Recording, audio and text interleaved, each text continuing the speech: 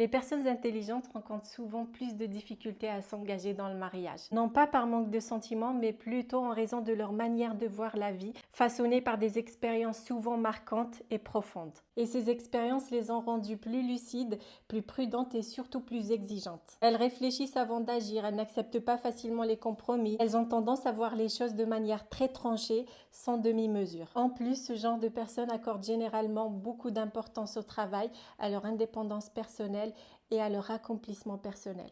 Et bien sûr qu'ils ressentent des émotions, mais après avoir vécu des épreuves ou observé celles des autres, ils choisissent de ne plus se laisser guider uniquement par leurs sentiments. Ils préfèrent la raison à l'impulsivité.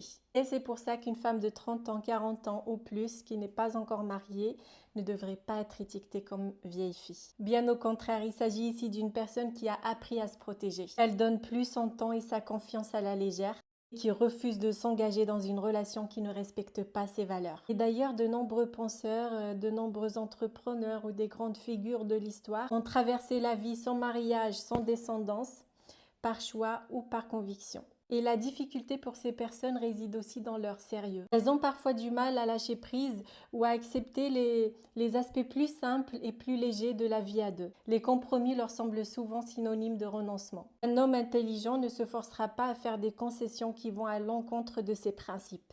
Tout comme une femme intelligente qui ne sacrifiera pas ses valeurs même par amour. Et ainsi l'engagement devient un véritable défi pour ces esprits exigeants et encore davantage le mariage. Lorsqu'ils ont vécu un divorce ou une séparation ou un échec, il est rare qu'ils recherchent à revivre la même expérience. Non pas par peur d'aimer, mais par respect pour eux-mêmes et pour ce qu'ils estiment essentiel.